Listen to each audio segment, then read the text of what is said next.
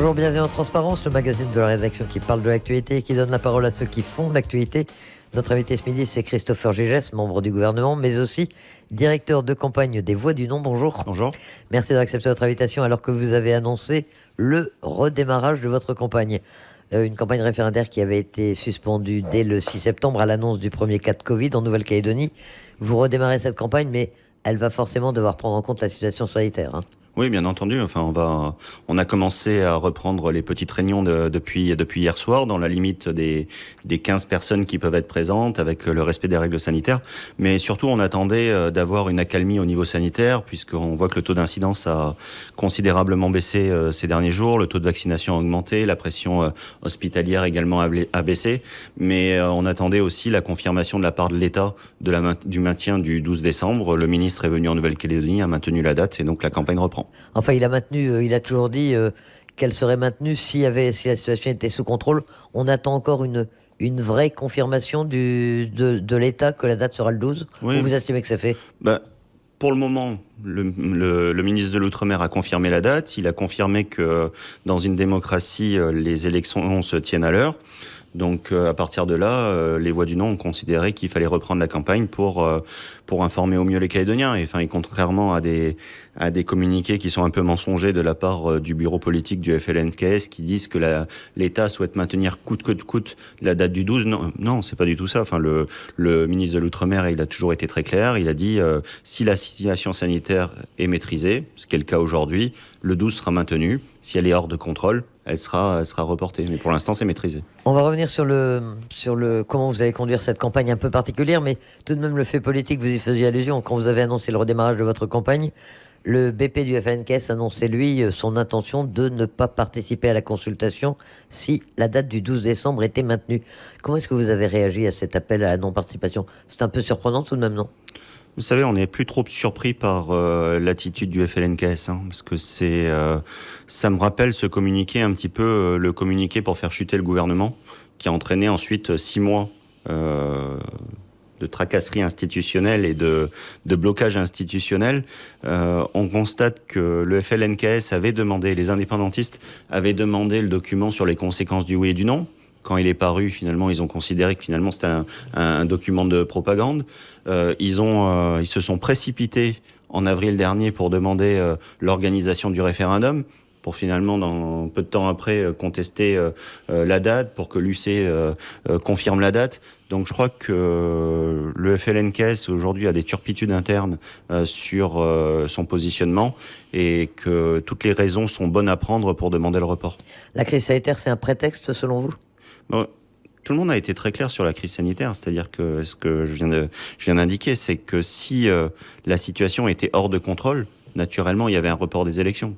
Mais on voit bien que le taux d'incidence baisse, que le taux de vaccination augmente, que le taux de saturation des structures hospitalières devient soutenable. Et tous ces critères-là, ils n'ont pas été fixés par le gouvernement français. Ces critères-là, ils ont été fixés par le gouvernement de la Nouvelle-Calédonie, qui est présidé par Louis Mapou. Et donc, on prend en compte ces différents critères. Et aujourd'hui, la situation est sous contrôle.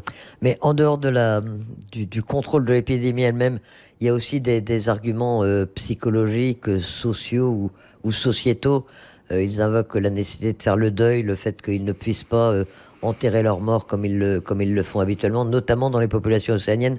Vous n'êtes pas sensible à ce genre d'argument ? Vous ne pensez pas que ça peut peser effectivement sur les mentalités ?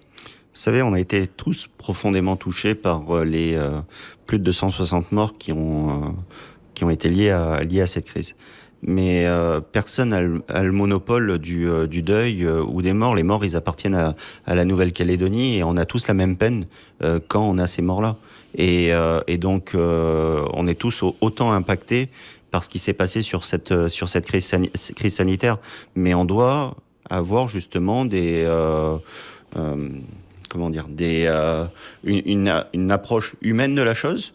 Et donc de mettre toutes les conditions pour que ça se passe bien. Mais par contre, pour les règles sanitaires, c'est ce qui prime pour l'organisation du vote. Vous savez, cet après-midi, le Congrès décide de reprendre ses travaux sur la session budgétaire. Le Congrès, il est présidé par un indépendantiste et il refait marcher la démocratie interne du Congrès. Donc, c'est pas un affront aux morts de reprendre la bonne marche institutionnelle et la bonne marche de la démocratie. Le référendum, c'est en revanche, alors, le maintien du 12 décembre, ce serait un retour à la normale, un respect des règles institutionnelles, quoi. Oui, exactement. Mais alors, s'il confirme cette volonté de non participer, on rappelle qu'elle a été annoncée par un communiqué du bureau politique du FNKS, quelles peuvent être les conséquences de cette non-participation? On sent bien qu'il y a une espèce d'inquiétude tout de même dans la population calédonienne à se dire, on a l'expérience de certains boycotts passifs ou actifs, ça marque l'imaginaire calédonien tout de même. Quelles conséquences pour cette non-participation au troisième référendum? Déjà, de quel droit le bureau politique du FLNKS seul décide qu'il n'y ait pas de référendum?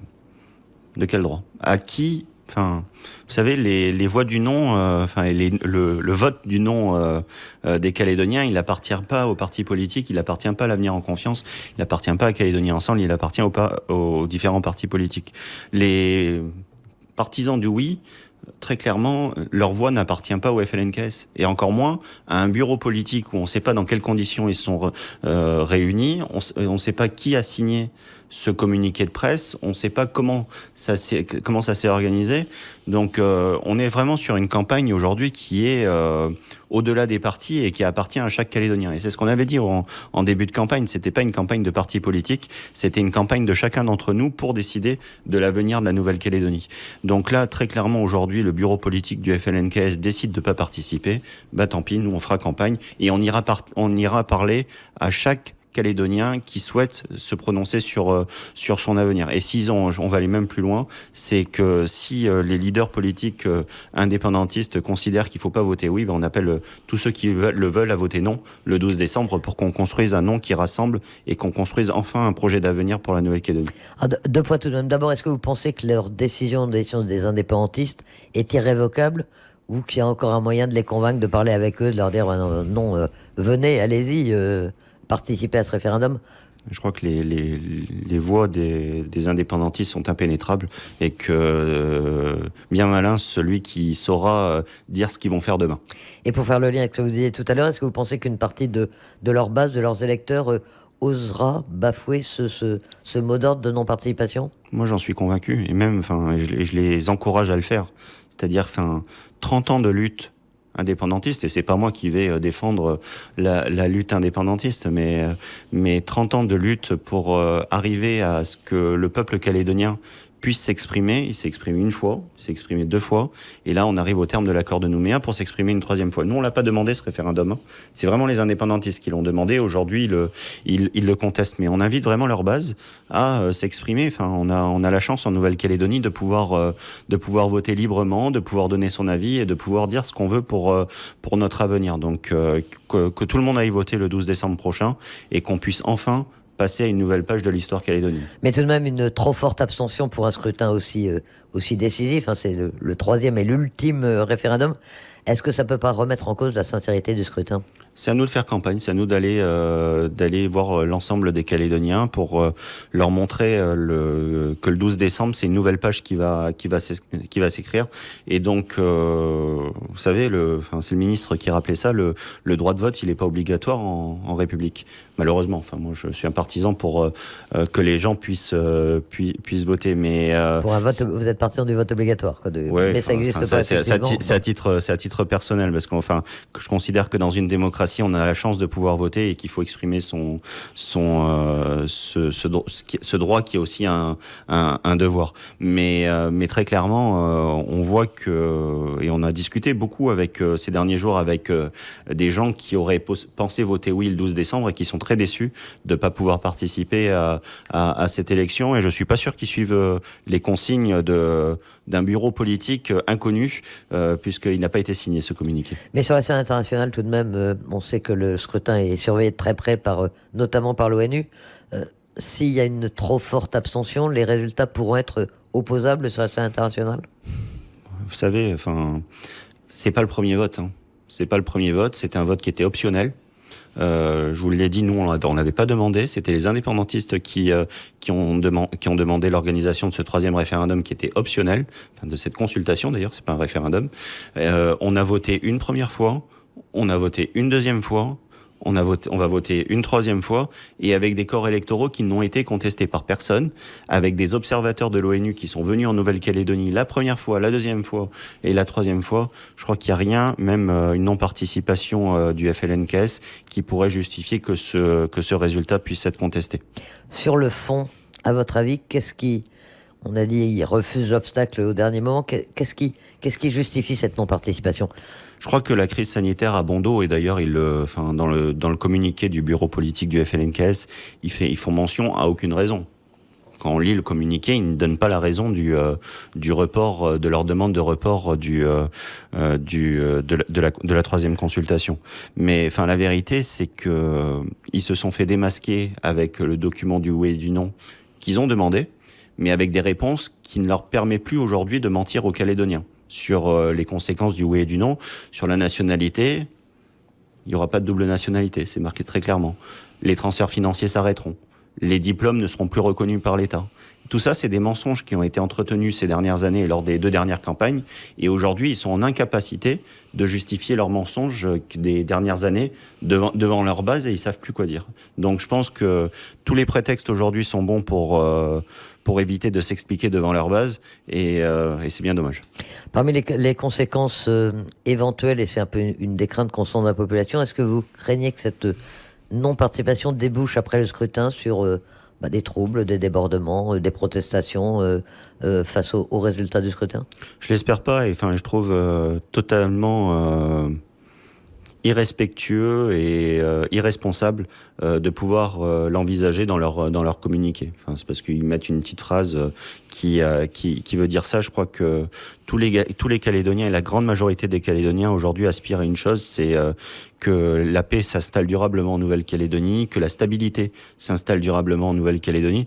Et vous savez, il y a eu une publication de l'ISEE cette semaine qui montre que le nombre de chômeurs et des sans-emploi ont considérablement augmenté ces dernières semaines, ces derniers mois en Nouvelle-Calédonie. Je crois que pour ces personnes qui sont aujourd'hui dans une situation sociale dramatique, on a besoin justement de relancer la machine économique, recréer des emplois en Nouvelle-Calédonie.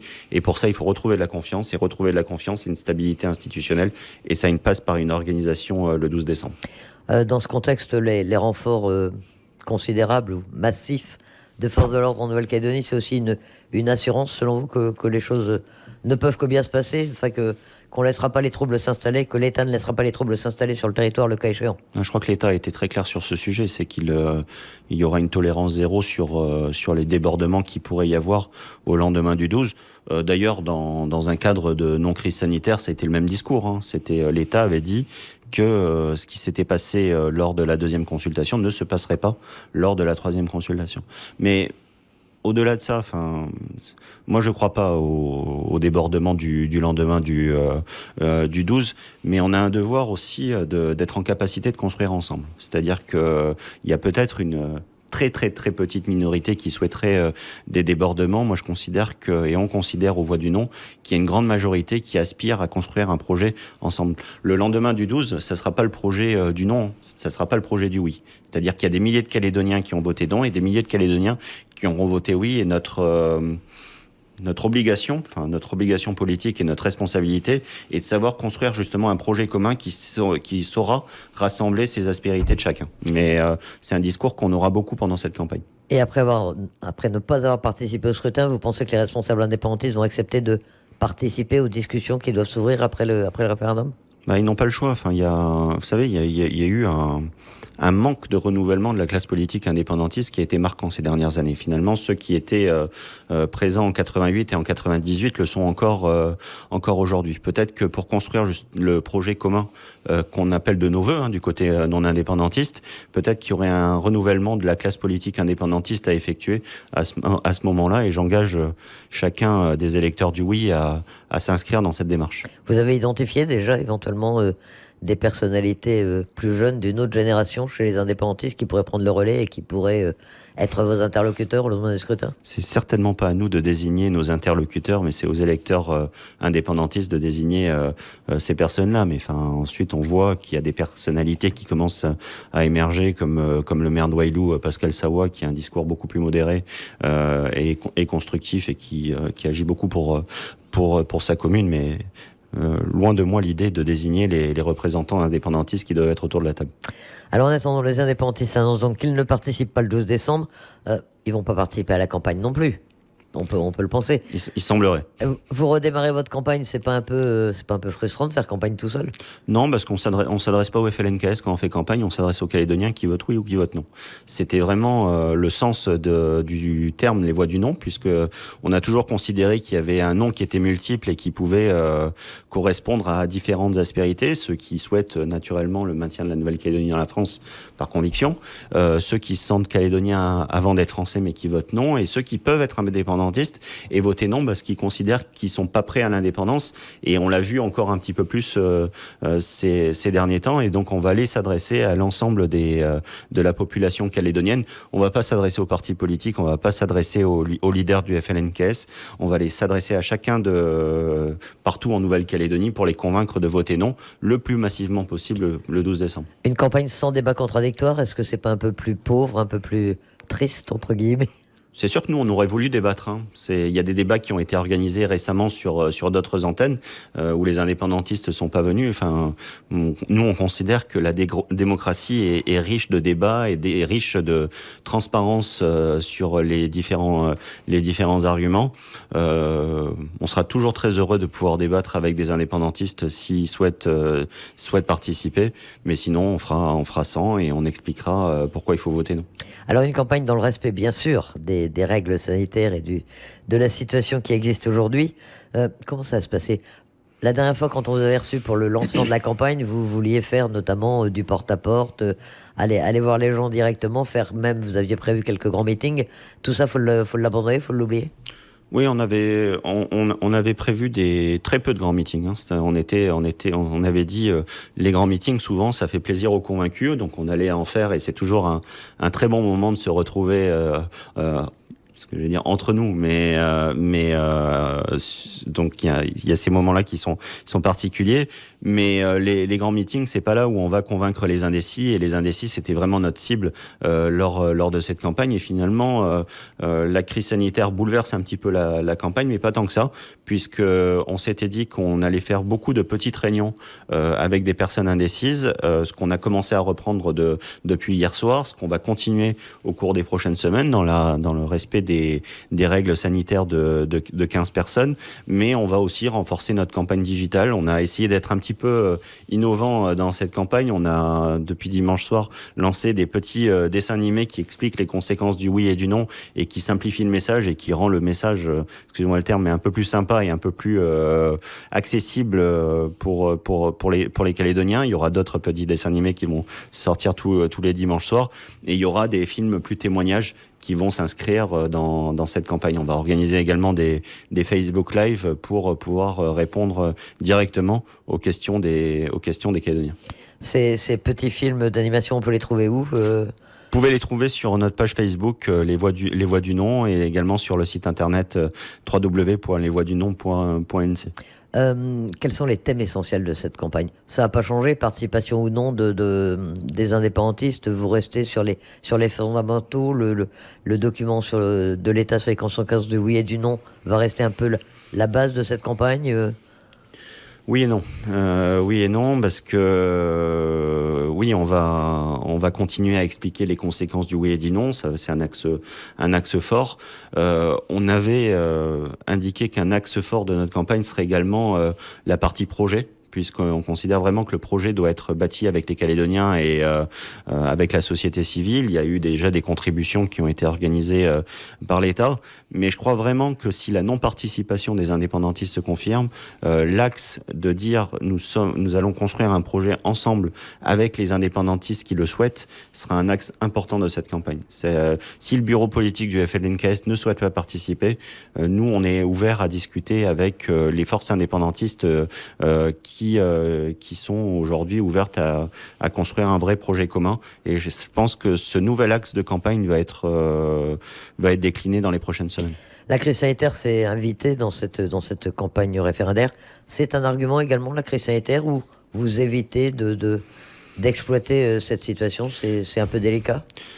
Oui, c'est toujours délicat. Et enfin, loin de nous l'idée d'instrumentaliser la crise sanitaire. Enfin, pour le moment, c'est pas nous qui instrumentalisons la crise sanitaire pour demander un report. Mais vous savez, la crise sanitaire, elle a montré une chose très importante, c'est que la France, c'est pas que des transferts financiers. C'est pas que des transferts financiers. On a l'impression que la France, elle fait un chèque tous les mois à la Nouvelle-Calédonie pour pouvoir assumer un certain nombre de ses compétences. Et on voit que le gouvernement a demandé encore une aide de la France au niveau financier pour boucler ses budgets. Mais la France, c'est aussi de l'humain. Et quand on a vu la réserve sanitaire, la solidarité nationale arriver en Nouvelle-Calédonie, aller à Ouloup, à Ouvéa, aller à Point-Dimier, dans les dispensaires, avec leur chasuble bleu, blanc, rouge, ça a montré à des gens qui habitent ces zones-là, qui ont souvent été assez éloignés de la France, parce que la France, pour eux, c'était... Ils n'avaient pas trop comment c'était représenté, de venir voir ces infirmiers, venir les soigner directement, de voir l'armée arriver en Nouvelle-Calédonie pour assurer un service de réanimation. Ça a montré qu'il y avait vraiment de l'humain et que la personne qui était soignée à Ouloup avec la solidarité nationale, elle était soignée comme à Paris ou à Marseille parce que cette personne-là, elle est française.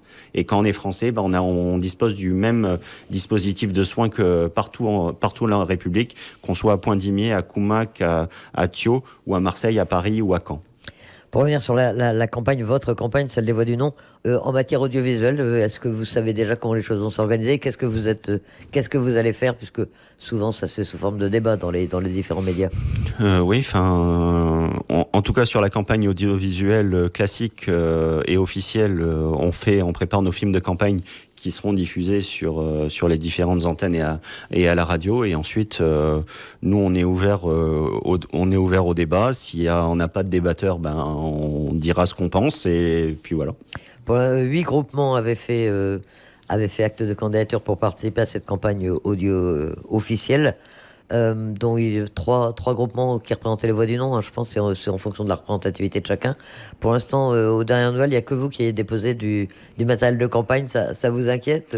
Vous allez être tout seul à faire campagne ? Non, j'ai appris ça, qu'on a été les seuls à déposer nos affiches et nos circulaires, mais les services de l'État nous ont indiqué que les autres allaient déposer un petit peu plus tard. Je pense que la crise sanitaire a peut-être un petit peu bouleverser les groupements politiques et personne n'était forcément prêt pour faire ces affiches et ces circulaires. Nous, on les a déposés dans les temps, c'était mercredi.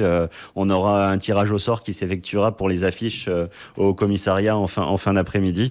Mais je crois que Calédonie Ensemble et l'éveil océanien déposeront leur matériel électoral dans les prochains jours. Concernant le déroulement lui-même du scrutin, là aussi, il va falloir tenir compte de la crise sanitaire, même si elle est sous contrôle.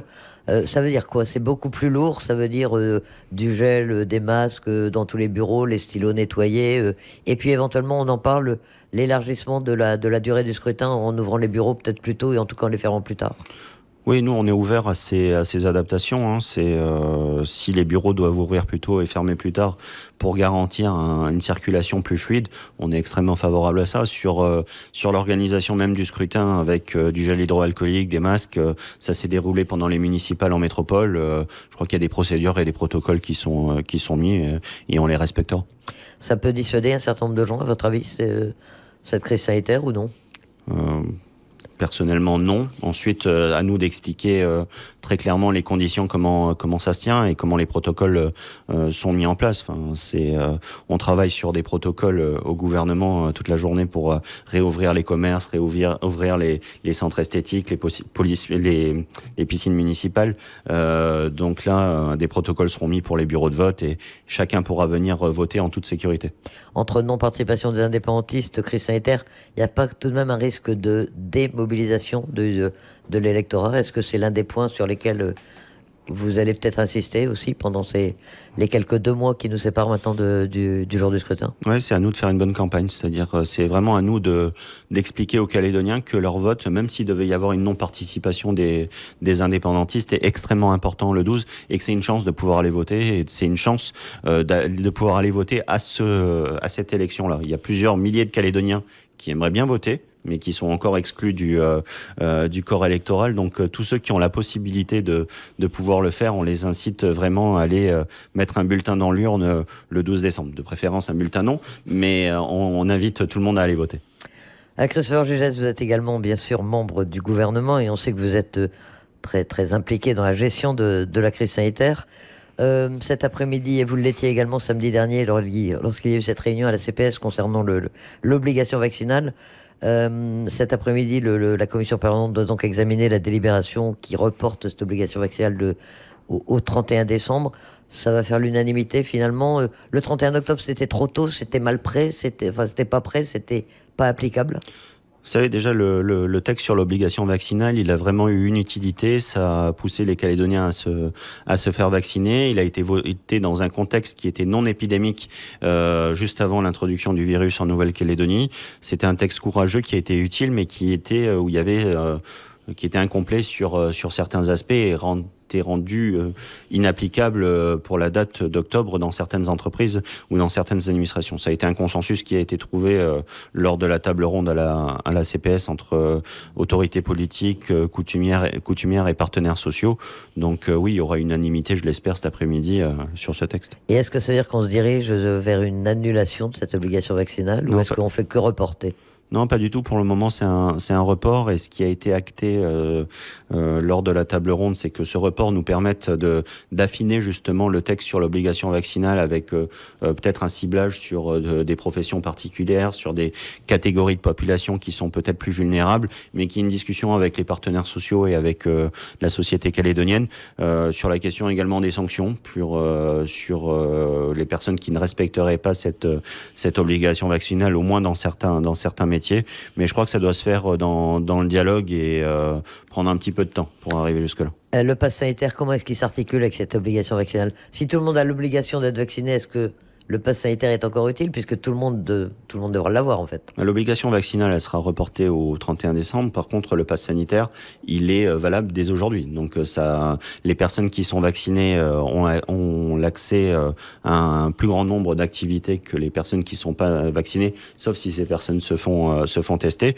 Donc le pass sanitaire, c'est un outil complémentaire avec l'obligation vaccinale aujourd'hui. Et d'ailleurs, ça a été salué par tous les participants de la table ronde, comme quoi il fallait élargir très massivement le pass sanitaire. Ça va être fait, c'est l'une des ça se fait de semaine en semaine où on élargit.